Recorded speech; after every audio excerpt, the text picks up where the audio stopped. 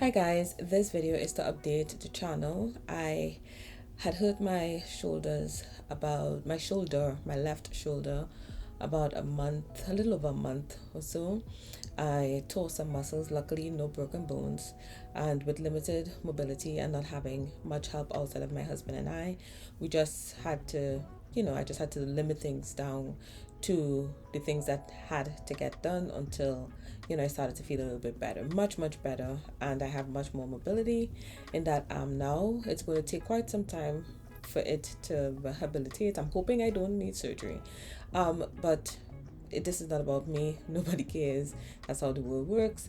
But I did want to just come on here quickly and make this video to say that I'm hoping to have some form of video out on my channel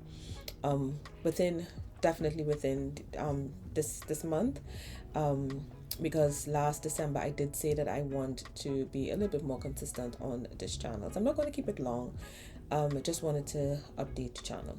Two to one. Under.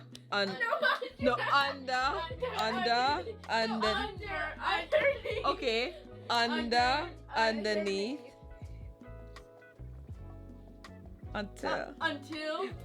Until, yes, up, upon, within, without. Wow, that was terrible. All right. It's within, without. With. No. With. Yeah, with. So within, without. All right. Yes. All right. And it can have adjectives, but never. Right. We learned that in Fix It. Perfectly taught him. Fix It. Grammar and this and Fix It grammar are probably the best writing curriculums we have. Well, not writing, but grammar. But yes, I find they go very well together. They like did. This.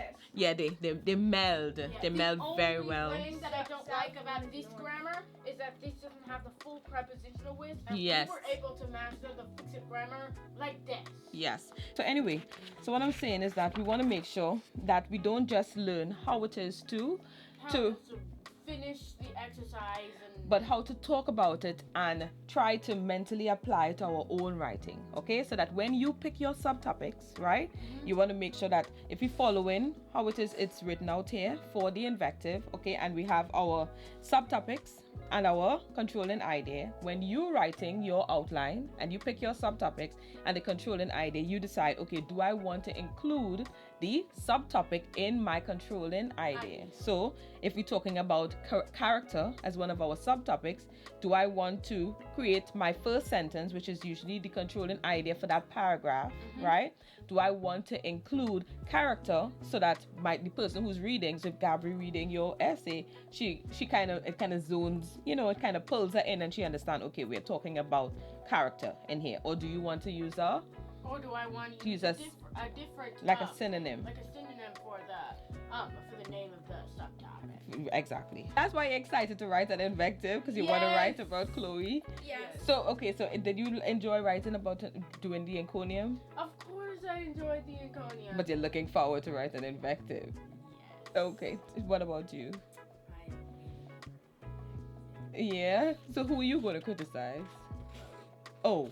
What do you have against Chloe? All right, okay. All right, but I'm glad to see that you're enjoying. You're finding a way, because I know that you all don't necessarily enjoy classical writing, but not you find as much as building writing skills, but now we're starting to get to the point where writing all these essays is starting to get a little bit more fun. That's good. You take the two pieces.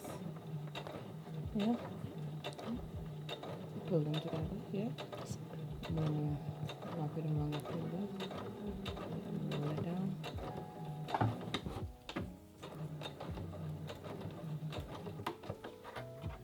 And pull it out. Okay.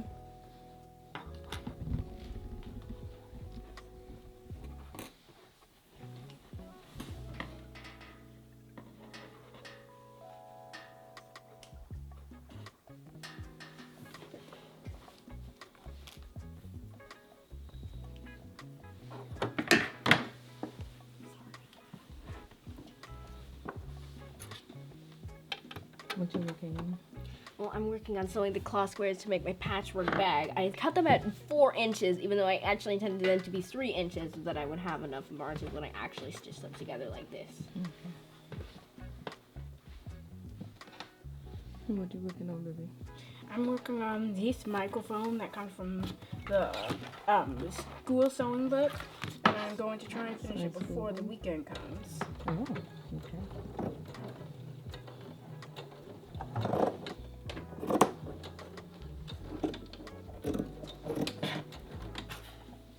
And what you gonna be working on, guys? I'm working on the bag.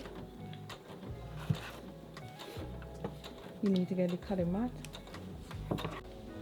Alright, so I just have a few plants going on. So I have some zucchinis here. I put them in the planter boxes here. They're doing really well.